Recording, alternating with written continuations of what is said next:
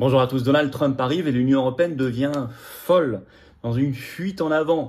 On profite de l'événement, bien sûr, pour devenir un réduit mondialiste et totalitaire. Et vous allez voir, il y a une coordination d'éléments de langage, notamment le gouvernement français, pour aller vers l'État européen, c'est-à-dire gommer la France, gommer les peuples, les nations, les pays, leur souveraineté. Voilà, vous allez voir. Et déploiement en même temps du bouclier démocratique européen, avec dans le viseur une nouvelle élection, cette fois l'élection présidentielle en Pologne. Il ne se cache plus, vous allez voir, profitant de cela aussi pour appeler à la fermeture des réseaux sociaux, en commençant par X d'Elon Musk, bien sûr. Les mondialistes, l'État profond chassés de Washington, ils vont essayer ici de le faire vivre. Ça, on avait alerté. Alors, c'est bien parce qu'il tombe le masque.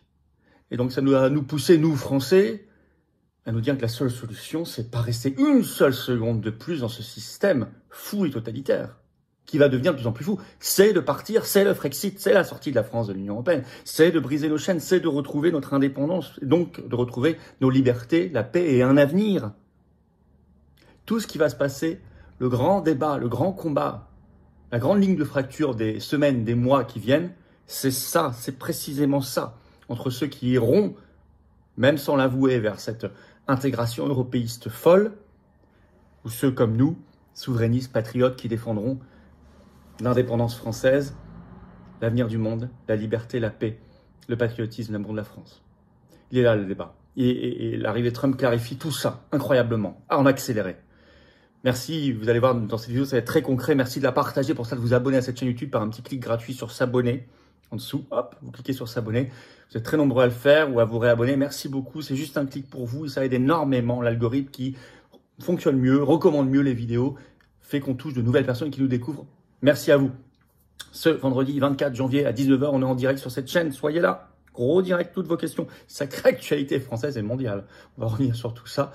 Sans tabou, sans langue de bois. Je prendrai un maximum de vos questions que je vais découvrir en direct aussi. Donc soyez là à 19h, faites venir du monde ce vendredi sur cette chaîne en direct 24 janvier. Le samedi 1er février, je suis en Haute-Savoie, à Thonon-les-Bains. C'est entrée gratuite. Il reste quelques places. Inscrivez-vous par un lien sous la vidéo en description. Je rappelle que c'est ouvert à tous, adhérents et non adhérents. Bienvenue à tous. Pensez à vous inscrire. Évidemment, je vous attends, patriotes. Vous allez voir les débats, les combats qu'on a à mener là dans les jours, les semaines, les mois qui viennent. Ils sont extraordinaires, mais j'ai besoin de vous. Nous sommes très outillés. Nous sommes le plus grand mouvement souverainiste de résistance de France, les patriotes. On est là, mais je ne peux pas le faire sans vous. Avec vous, par contre, on peut tout. Alors, je crois que c'est le moment de venir. Je crois que c'est le moment décisif où tout se clarifie. Donc, c'est le moment de venir dans cette dynamique extraordinaire. Vous êtes les bienvenus pour adhérer, réadhérer au mouvement. C'est le premier lien sous la vidéo en description pour le faire. Ou faire un don au mouvement. C'est le deuxième lien sous la vidéo en description pour le faire. Ça permet de financer nos actions aussi, très concrètes. Parce que nous n'avons pas de financement public, pas un centime, sinon on ne peut pas le faire. Voilà, et si on ne fait pas, personne ne le fera à notre place. Ça, c'est la vie, ça, c'est comme ça. Les liens pour adhérer, faire un don sont également sur notre site, bien sûr, les-patriotes.fr, et tout ça est défiscalisé de vos impôts, aux 2 tiers. 2 tiers de ce que vous mettez, ça fait baisser vos impôts. Profitez-en, faites baisser vos impôts, un conseil, et vous êtes les bienvenus. Allez, bienvenue aux nouveaux adhérents, bravo donateurs, aux réadhérents, on y va. Donald Trump arrive, l'Union européenne laisse tomber le masque dans un signe de panique totale. Et c'est bien de la panique qui motive cette fuite en avant. Comme toutes les fuites en avant, c'est toujours de la panique. Et face à cela, il faut une intransigeance et une clarté absolue. Nous l'avons. Et on va en reparler, vous allez voir là-dedans. La fuite en avant. Alors, elle a été donnée beaucoup dans cette journée du 20 janvier par le ministre français des Affaires étrangères macroniste Jean-Noël Barrot. D'abord, 19 janvier au soir, Ouest France avait sorti une longue interview de lui.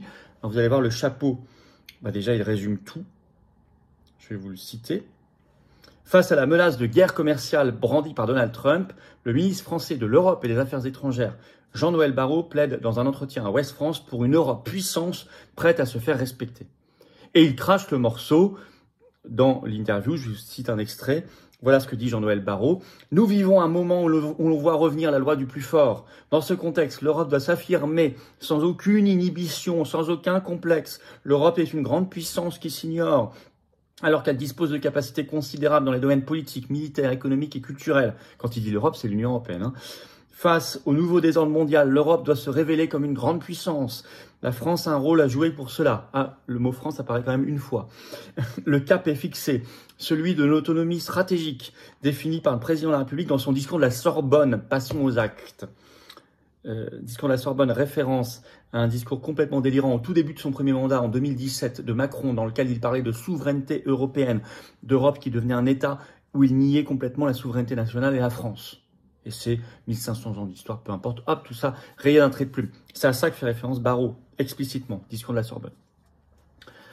Et vous allez voir dans un autre extrait de cette interview, c'est très fallacieux parce qu'il compare l'Union européenne avec de l'autre côté des nations et des pays, ce qui n'a rien à voir. Je cite, « On assiste au retour à l'échelle mondiale des logiques d'empire qui considèrent que les frontières peuvent être des variables d'ajustement. Face à cela, l'Europe doit s'affirmer comme une grande puissance, ce qu'elle est. » Je ne sais pas à quoi référence, États-Unis, Russie, Chine, peut-être. Mais ça, ce sont des pays, ce sont des nations qui ont une vieille histoire, ce sont des peuples. Ils comparent à l'Union européenne. C'est très fallacieux pour nous faire croire que l'Union européenne, c'est un peuple, c'est une nation, c'est un pays. Alors, le lendemain, dans une interview ce 20 janvier, donc sur BFM TV, le même Jean-Noël Barrot est entré dans le détail. Il a demandé, je cite, un saut communautaire européen. Quand il demande un saut pour une fuite en avant, ça veut dire qu'on passe à autre chose.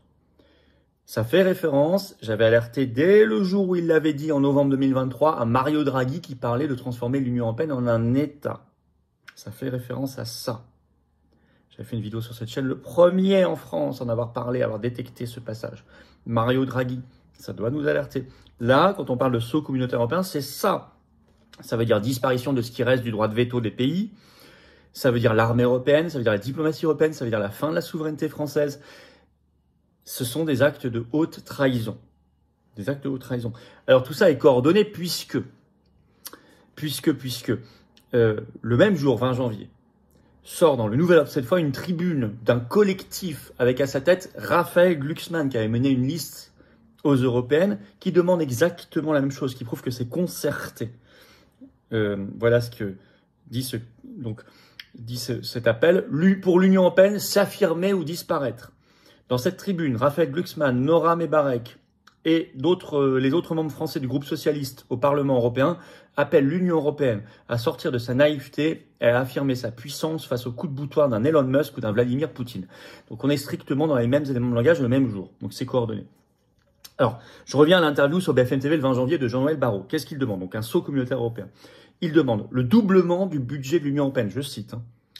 Si on double le budget de l'Union européenne, ça veut dire que la contribution française pour le financer double. Donc, la perte sèche de la France chaque année double. Aujourd'hui, la différence entre ce qu'on donne au budget européen et ce qu'on en reçoit en retour, c'est 15 milliards par an. On perd 15 milliards par an. Donc, on perdrait 30 milliards par an. D'accord? Au moment où on vous demande de payer en plus pour les médicaments, de geler les retraites, les salaires, tout ce que vous voulez, de payer plus les billets de train, l'énergie, les taxes, toutes taxes. Là, d'un coup, hop, on envoie 15 milliards en plus par an, on passe de 15 à 30 en pure perte dans le budget européen. 3. Il demande des emprunts communs sur le modèle de celui qu'on a fait en juillet 2020 pour le Covid-19. Ce qui est une perte énorme pour la France, puisqu'il a été démontré que cet emprunt, on l'a souvent vu sur cette chaîne, nous avait coûté 78 milliards pour en récupérer, 80 milliards pour en récupérer 39. Moins de la moitié. En plus, c'était conditionné à la réforme des retraites et de l'assurance chômage. 4. Il demande l'union de l'épargne. Alors ça, on alerte depuis des mois. L'union de l'épargne au niveau européen, ça veut dire le vol des épargnants. On l'avait vu notamment avec Tom Benoît dans une vidéo, ça veut dire concrètement ça. De toute façon, ils demandent à trouver de l'argent. Ils vont essayer d'en trouver là. 5. Ils demandent le bannissement de services pour des réseaux sociaux comme X. Avec cet extrait incroyable dans l'interview, je vous cite Jean-Noël Barrot, « Nous n'acceptons pas que le débat public soit délocalisé sur des plateformes de réseaux sociaux. » Donc c'est lui qui décide où se trouve le débat public. Si ce n'est pas la définition d'une dictature, ça. Donc, il ajoute, sur des plateformes de réseaux sociaux dont les règles sont fixées par des milliardaires américains ou chinois. C'est bizarre, ça ne le gênait pas avant que ce soit Elon Musk. Et depuis le revirement de Mark Zuckerberg, de Google, etc. Avant, ils n'en parlaient pas, ça ne les gênait pas. Et en plus, ces gens-là n'ont strictement rien fait pour développer une souveraineté numérique française qui est indispensable. Donc c'est quand même fort de café. Il ajoute, Et c'est pourquoi nous nous sommes fixés, il y a 2 ans maintenant, des règles qui s'imposent à ces réseaux sociaux et qu'elles leur imposent de respecter la qualité du débat public sous peine de lourdes amendes qui peuvent aller jusqu'à la suppression, c'est-à-dire le bannissement de service. Donc les menaces sont là. Il demande la qualité du débat public. C'est lui qui juge de la qualité. Hein. Donc c'est aussi une vision dictatoriale. Alors il dit il y a 2 ans maintenant, oui, il y a même 2 ans et demi, il fait référence au règlement européen DSA qui a effectivement été voté par le Parlement européen le 5 juillet 2022. Je rappelle aucun eurodéputé français, d'aucun parti, ni RN, ni LFI, ni LR, ni PS, ni Vert, ni PCF, ni macroniste, n'a voté contre ce règlement européen DSA de censure. Je le rappelle, pas un seul, pas une seule. Donc il appelle à des bannissements de services. Il ajoute, ces règles doivent être mises en œuvre par la Commission européenne avec la plus grande fermeté.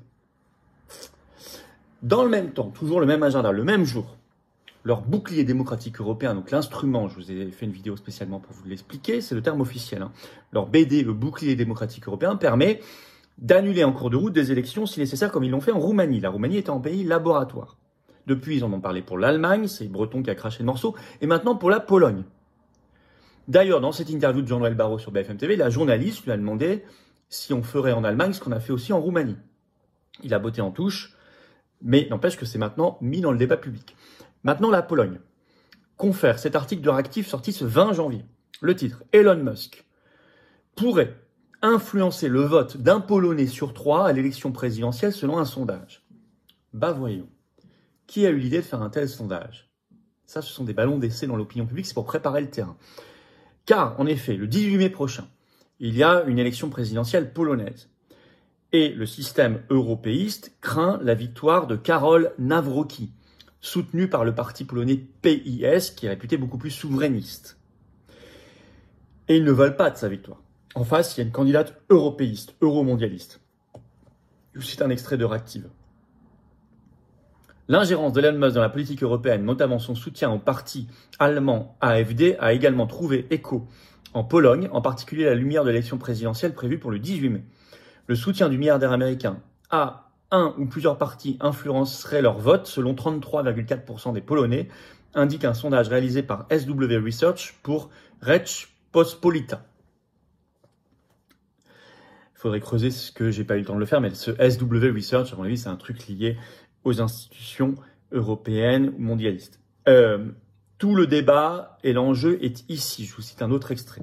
Dans une interview accordée à la chaîne privée radio, donc polonaise Z, au début du mois de janvier, Magdalena Biejat, candidate SD, donc à l'élection présidentielle, donc européiste, a déclaré qu'elle était favorable à ce que la Pologne envisage une fermeture temporaire du réseau social X en Pologne afin d'éviter toute ingérence malveillante dans la campagne électorale. Elle a ajouté qu'elle avait déjà discuté de la question avec le ministre du numérique, dans son collègue de parti. Dans une autre interview, la candidate a déclaré que la Pologne devrait entamer des discussions au sein de l'Union européenne sur la restriction de l'accès à X en Europe. Et sinon, annulation de l'élection, sous prétexte d'ingérence d'Elon Musk, qui n'a d'ailleurs pas eu lieu. J'ai pas vu Elon Musk pour l'instant parler de cette affaire d'élection présidentielle polonaise. Mais bon. Je cite toujours. Son rival dans la course à la présidence polonaise, donc Karol Nawrocki, soutenu par le parti d'opposition PiS, a rejeté cette idée. Il a publié en ligne une vidéo dans laquelle il accuse le gouvernement polonais d'essayer d'imposer la censure sur les réseaux sociaux en citant les propos de Magdalena Biejat comme preuve. Bon, on est dans le même débat, vous voyez. Donc la Roumanie, on avait raison, était bien un laboratoire. On a eu raison dès les premières heures de l'année 2025 de manifester, même sous un froid glacial, sous les fenêtres de l'ambassade de Roumanie. Donc preuve de la fuite en avant totalitaire de l'Union européenne. Le même jour, je vous le donne, il y a eu une première décision de justice le 20 janvier à Liège sur l'affaire Pfizergate, où les patriotes sont partie civile contre Ursula von der Leyen. Figurez-vous que le tribunal, pour l'instant, a décidé que aucune des parties civiles n'avait compétence dans cette affaire, n'était recevable, c'est le terme. Nous, mais également le premier lobbyiste belge, citoyen belge, Frédéric Baldan, ni Verity France, ni les navigants libres, ni même les pays comme la Hongrie et la Pologne. C'est extravagant. Mais, donc je voulais vous en parler parce qu'on a eu en fin de journée, ce 20 janvier, la décision. Donc il y a eu des pressions, enfin, comme on l'imagine, et même, on dégage même la Hongrie et la Pologne. Ça en dit long quand même sur la fuite en avant dingue de l'Union européenne. Nous sommes en train de regarder avec les juristes, avec nos juristes, nous irons très probablement devant la Cour de cassation en Belgique. Voilà, je vous donnerai les informations dans les heures ou les jours qui viennent. Dès qu'on l'aura fait, ne vous inquiétez pas, on ne lâchera pas l'affaire d'une manière ou d'une autre. Il y a plein d'autres procédures par ailleurs à côté, et puis celle qui arrive contre le système Bill Gates. Mais je voulais quand même vous parler de ce premier délibéré sur le Pfizergate en Belgique parce que il est hallucinant et en même temps il n'est pas surprenant vu cette fuite en avant. Face à ça, il faut bien comprendre ce qui se trame. Ils veulent transformer l'Union européenne en réduit mondialiste et totalitaire, évidemment. L'enjeu étant nos libertés, notamment notre liberté d'expression et notre souveraineté de peuple, l'indépendance de la France, je dirais même l'existence de la France, sa résurrection. Donc l'enjeu il doit être tranché de manière claire. Par le Frexit, on se barre, on sort de ces instances. Vous avez vu que Trump vient de signer un décret pour quitter l'OMS. On doit quitter l'OMS.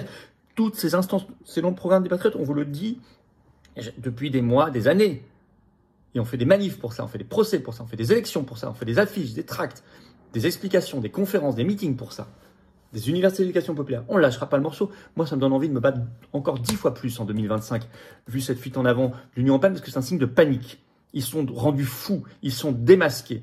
Eh bien, très bien, l'élection de Trump a produit cela.